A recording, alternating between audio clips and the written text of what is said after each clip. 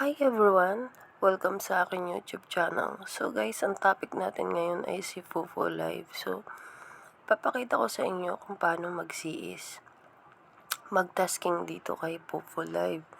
Hindi po to bagong apps, no? Actually, 1 year na ako dito and alam na rin to ng karamihan, pero gagawan ko pa rin siya ng video para sa mga baguhan. So guys, dito tayo, no? Upo tayo sa panel.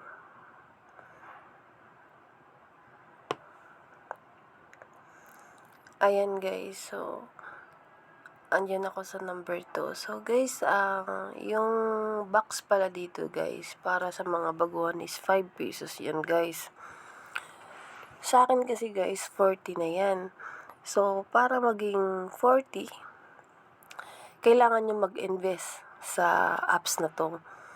Ang sinasabi kong mag-invest, kailangan nyo ayan guys, kukuha tayo ng 40, no? Wait lang.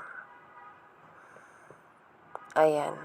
40 ang aking box guys. Kung bakit 40 guys? Kasi guys, nag-VIP ako. Yun yung sinasabi ko kanina, mag-invest. Mag-VIP po kayo. So, kailangan nyo po ng ganun para maging 40 po yung box nyo. Kasi sayang naman. Sayang naman yung 40. Kung bibilangin po kasi kung mauubos yan, lahat naman ng gamer dyan is may sariling box kay Fufu Live. So guys, para makakuha kayo ng 40, kailangan nyo guys mag-VIP. So, yun guys, ang buong box niyan, makukuha nyo is 400 sa everyday.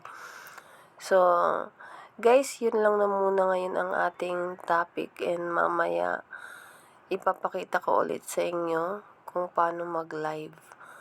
Okay. Tapos na yung oras natin guys, mag-CS ng tasking natin, no? So guys, may makikita kayong pula sa baba. Yun yung patunay na tapos na. So, lilipat na tayo guys para iba yung maka-CS dun sa taas. So yun guys, dahil may coins pa tayo, so tapusin na muna lang natin yan, no? Tapos guys, ang isang technique guys, may tips pa ako na ibibigay sa inyo or ito yung technique na maghahagis tayo guys sa host. Yung host lang hagisan natin. Isang tao lang guys ang hinahagisan ko niyan. Kasi kung bakit ganito yung pera ko.